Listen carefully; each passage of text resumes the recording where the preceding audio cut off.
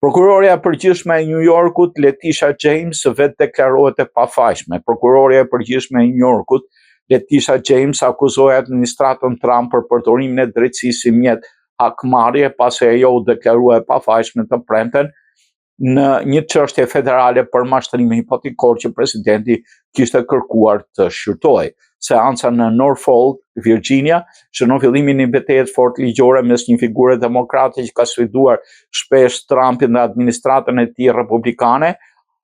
James akuzohet se ka gënjur në dokumente të një kredie për një shtëpi në Norfolk duke përfituar kushte më të favorshme.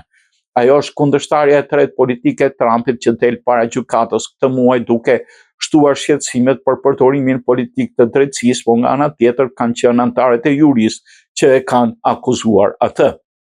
James, duke dalë nga gjykata me zbrojeritjeve të mbështetësve të saj, tha se sistemi i drejtësisë është kthyer në një armë hakmarrje kundër atyre që mbrojnë ligjin, megjithëse ajo akuzua nga juria.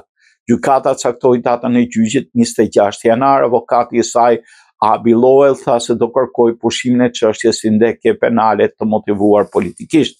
Sipas akuzës, në vitin 2020, James deklaroi shtëpinë si një banesë të dytë personale, por në vend të kësaj ka dhënë me qira duke përfituar nga kushtet e favorshme të kredisë. James e zgjedhur në 2018 si gruaja e parë në postin e prokurores përgjithshme të New Yorkut, ka qenë shpesh në shënjesër të Trumpit, sidomos pas padisë civile që ajo fitoi kundër tij për mashtrim financiar. Akuzat kundër saj erdhën pas dorëheqjes prokurorit federal Eric Siebert në presion të administratës Trump, i zëvendësuar nga Lindsey Halligan, ish avokate e Trumpit që mori pjesë vetë për çështjen. Në një postim në rrjetet sociale, Trump kërkoi nga prokuroria e përgjithshme Pam Bondi që të ndiqte penalisht James dhe kundërshtarët e tjerë politik. Drejtësia duhet të jepet tani, tha ai.